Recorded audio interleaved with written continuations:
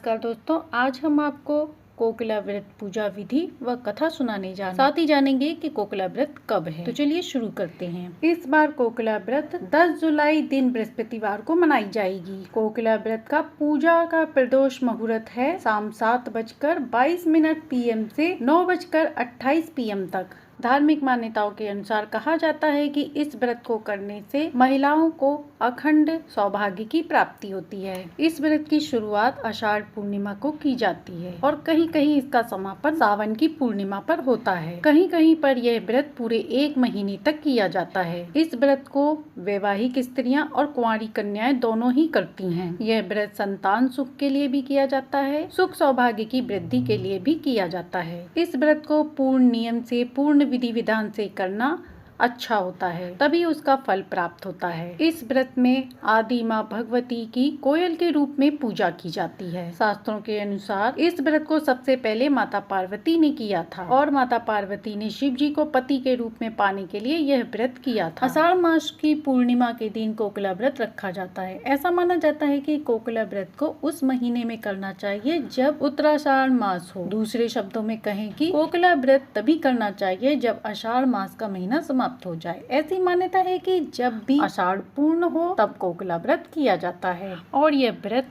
आषाढ़ मास की पूर्णिमा के दिन किया जाता है। यह व्रत सबसे ज्यादा उत्तर भारत में मनाया जाता है। हालांकि कुछ क्षेत्रों में, विशेष रूप से भारत के दक्षिणी और पश्चिमी भागों में कोकिला व्रत हर साल आषाढ़ पूर्णिमा को मनाया जाता है। कोकिला व्रत देवी सती और भगवान शिव को समर्पित। कोकिला नाम भारतीय पक्षी कोयल को संवर्धित करता है। ये व्रत देवी सती से जुड़ा हुआ है। कोकिला व्रत से जुड़ी पौराणिक कथा के अनुसार जब उनके पिता ने भगवान शिव का अपमान किया था तो देवी सती ने खुद को भस्म कर लिया। इसके बाद देवी सती ने कोयल के रूप में 1000 खगोलीय वर्ष बिताए। कोकिला व्रत का बहुत अधिक महत्व है। इस दिन महिलाएं विधि विधान से देवी सती और भगवान शिव की पूजा कर। कहा जाता है कि इस दिन व्रत करने वाली विवाहित महिलाओं को अखंड सौभाग्य का आशीर्वाद मिलता है और जो कुंवारी कन्याएं व्रत करती हैं उन्हें मनचाहा वर मिलता है। कोकिला व्रत की कथा भगवान शिव और देवी सती से जुड़ी है। इस कथा के अनुसार माता सती भगवान को पाने के लिए लंबे समय तक घोर तपस्या करने के लिए जंगल में गईं और उन्होंने बहुत तप किया। इसके बाद उन्होंने शिव जी को पाया। कोकिला व्रत कथा वर्णन शिव पुराण में भी मिलती है। इस कथा के अनुसार देवी सती ने भगवान को अपने जीवन साथी के रूप में पाया। इस व्रत की शुरुआत माता पार्वती के पूर्व जन्म में सती के रूप में होती है। देवी सती का जन्म राजा दक्ष की पुत्री के रूप में हुआ। राजा दक्ष भगवान शिव से बहुत घृणा करते थे, लेकिन देवी सती ने अपने पिता की